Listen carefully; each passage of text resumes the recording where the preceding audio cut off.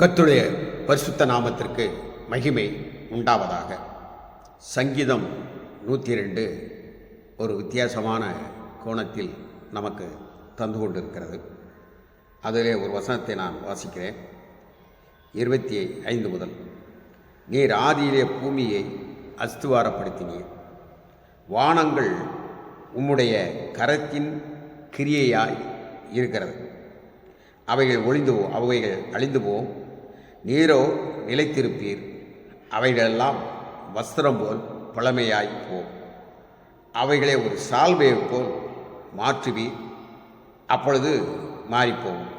நீரோ மாறாதவராயிருக்கிறீர், உமது ஆண்டுகள் முடிந்து போவதில்லை. உமது அழியாரியுடைய பிள்ளைகள் தாபரித்திருப்பார்கள், அவர்கள் சந்ததி உமக்கு முன்பாக நிலை பெற்றிருக்கும் என்று சொல்லி யார் சொல்லுகிறார் என்று சொன்னால், இந்த சங்கீதக்காரனுடைய விண்ணப்பத்தை பாருங்கள்.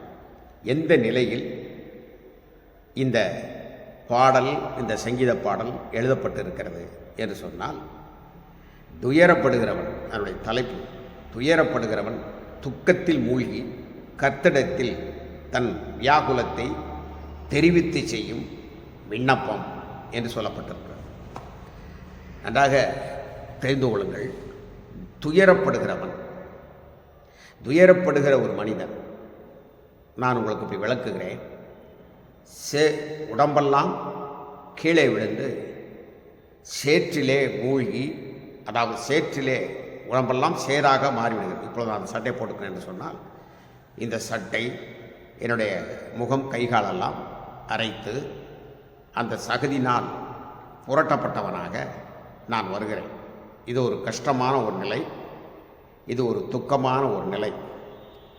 ஆனாலும் கூட நான் எதையாவது வைத்து துடைத்து இன்னும் ஏதாவது நான் மற்ற நிலையிலே சென்று என்னை சுத்தப்படுத்திக் கொள்ள முடியும். ஆனால் துயரப்படுகிறவன் துக்கத்திலே மூழ்கி என்று சொன்னால், அதாவது இந்த சகுதி மாத்திரமல்ல, சாணி போன்ற ஒரு பிரம்மாண்டமான ஒரு உலை இருக்கிறது வைத்துக் கொள்ளுங்கள். இந்த சாணியை கரைத்து அதன் மூலமாக கேஸை உருவாக்கி அடுப்பு எரிப்பதற்கு பயன்படுத்துவார்.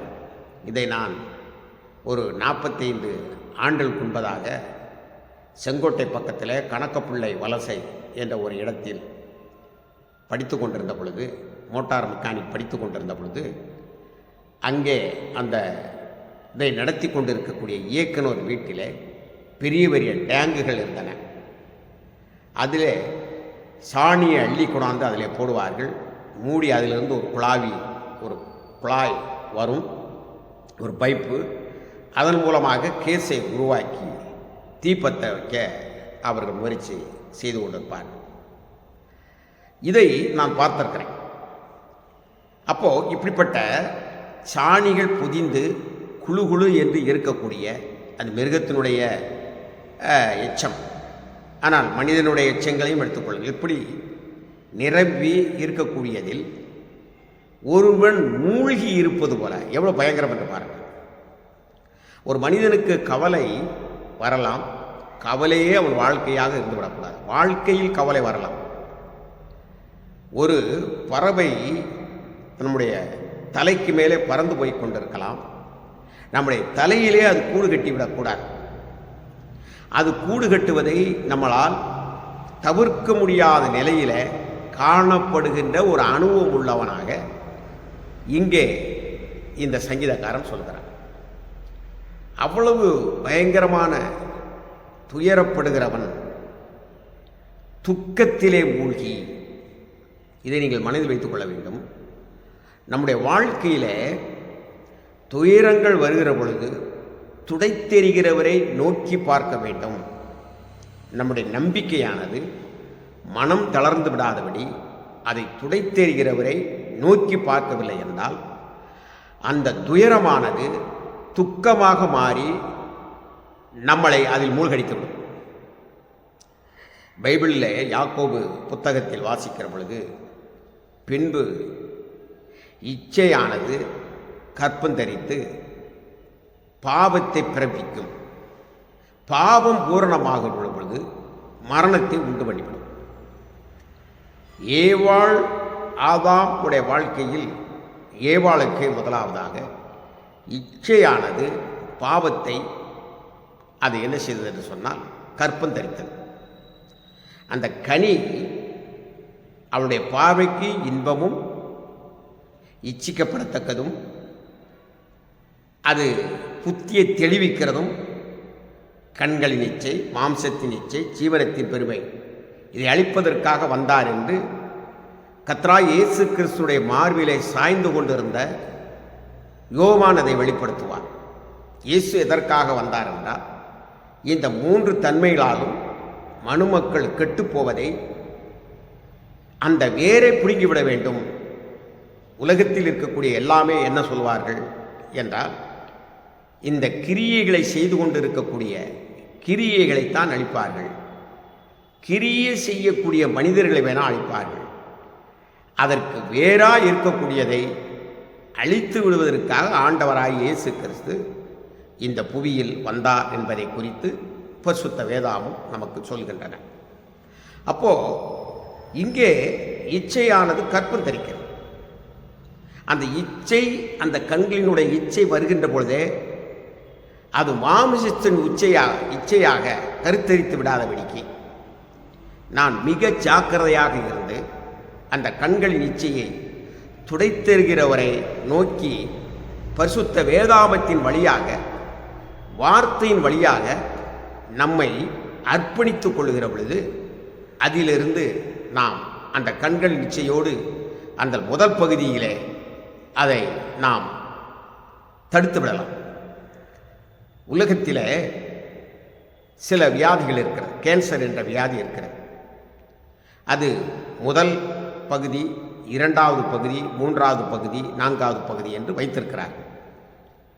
முதல் பகுதியிலே கண்டறிகிறதை அதை தடயமில்லாமல் ஒழிக்க முடியாது. ஆனால் ஒரு காய தழும்புகளோடு அதை குணமாக்கி விடலாம். அதற்கெரிய தேவையான மருந்து மாத்திரைகளை வைத்து 2வது பகுதிக்கு போய்விட்டால் மிக கஷ்டம். 3வது பகுதி விட்டால் சொல்லவே வேண்டாம். 4வது பகுதியில் இருக்கிறவர்களை மருத்துவ ஆராய்ச்சியால் முடியாது. தேவனாகிய கர்த்தர் ஒருவேளை இரக்கம் செய்தால் முடியும் என்பதை நினைத்து கொள்ள வேண்டும். ஏனென்றால் அவர் சொல்ல ஆகும், அவர் கட்டளை நிற்கும். ஆகவே அவருடைய வார்த்தையில் இருக்கக்கூடிய வல்லமை வித்தியாசமானது என்பதை நாம் அறிந்து கொள்ளலாம். அப்போது இந்த முதற் பகுதியிலே வரக்கூடிய அந்த கண்களின் இச்சையை தவிர்த்து விட வேண்டும். ஏனென்றால் மனிதனுடைய செயல்பாடுகளிலே 63% இந்த கண்களின் இச்சை மனிதனை கிரியை செய்து கெடுத்து விடுகின்ற அனுபவம் இருக்கிறது என்று சொல்லி வல்லுநர்கள் கருத்துக்களை பகிர்ந்திருக்கிறார். ஆகவே அப்படிப்பட்டதான அந்த கண்களின் இச்சை வெளியேற்றப்பட வேண்டும். திருவள்ளுவர் ஒரு இடத்தில் சொல்வார், கண்ணை சொல்லுகிற பொழுது அது தன் மனதுக்கு ஒப்பிட்டு சொல்வார். கண்ணை சொல்லுகிற பொழுது மனதுக்கு ஒப்பிட்டு சொல்வார். அந்த மனது எப்படி இருக்க வேண்டும் என்று பல ஆய்வாளர்கள் சொல்லுகிறார்கள். எப்படி மனதை கண்ணுக்கு ஒப்பிட்டு சொல்வார். அந்த குரல் எங்கிருக்கு என்று தெரியவில்லை, கேட்ட ஞாபகம் இருக்கிறது. அது அந்த கண்ணிலே ஒரு தூசி படுத்தி விட்டால் அந்த தூசியை வெளியேற்றுவதற்கு கண் அழுகிறது போல ஒரு மனிதனுடைய